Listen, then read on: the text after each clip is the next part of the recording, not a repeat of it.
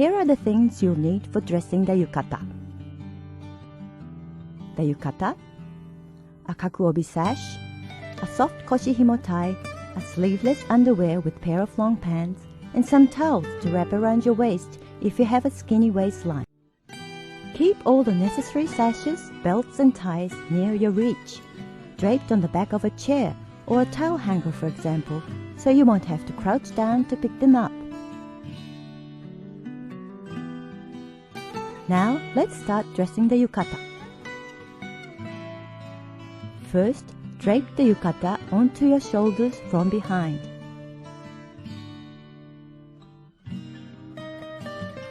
Then, slip both hands into each sleeve. Hold on to the sleeves and reach out horizontally. Settle the yukata on your shoulders so that the center seam rests in the middle of your back. Now, hold the front ends of the collar lines together.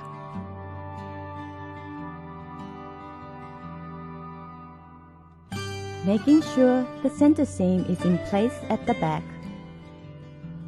Bring the right panel across your front to the left hip bone and the left panel to your right, so that the end line overlaps the side seam of the yukata. This red line is the side seam wakinui-me. It's best if it overlaps 2 to 3 centimeters.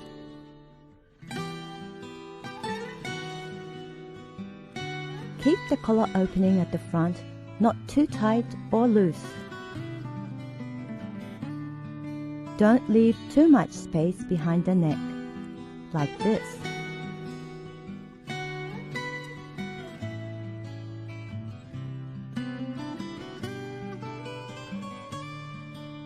Now, tie a soft koshi-himo tie twice around your hip bone.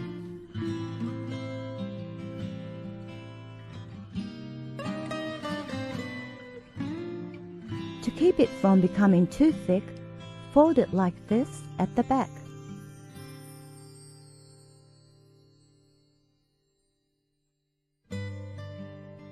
Entwine the ends twice.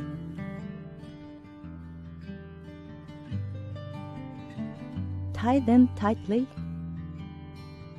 cross them, and then tuck them under the koshi-himo itself.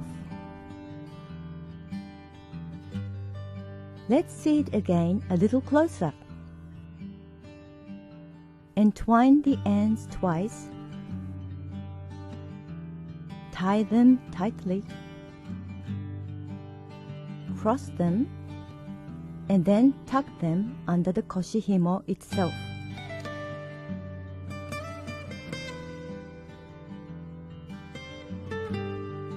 There, you have finished putting on the nagagi.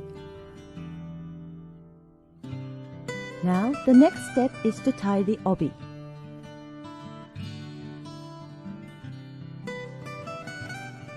Fold the width of the starting end of the obi, tesaki, in half for about 30 centimeters. And then wrap the rest of the obi 3 times around your hip bone.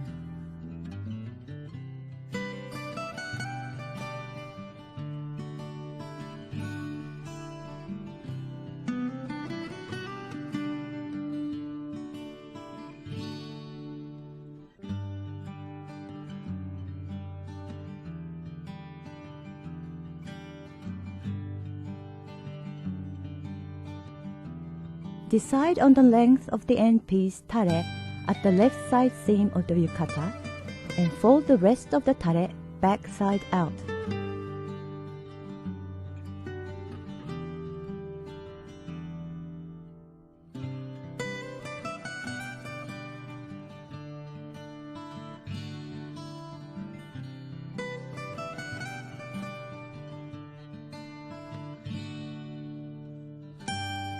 Now fold the tesaki down,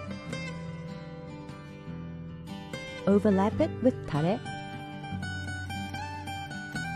and pull the end of the tare up from behind the tesaki. Make sure that the folding line of the tesaki wa is facing down when making the knot. Fold the tesaki up, wrap the tesaki over with tare, and pull the end out from behind the te to make a knot.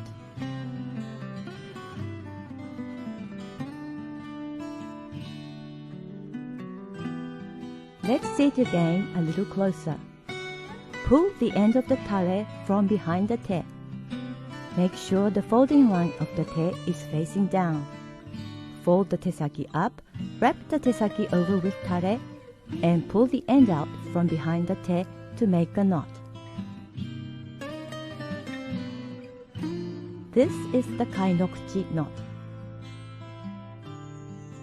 Now hold on to the knot with your right hand and onto the obi at the back of the left side seam with your left hand.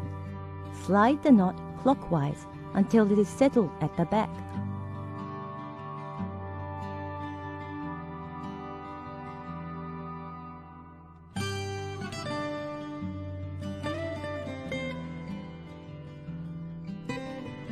The obi should rest a little lower in the front and higher at the back, like this.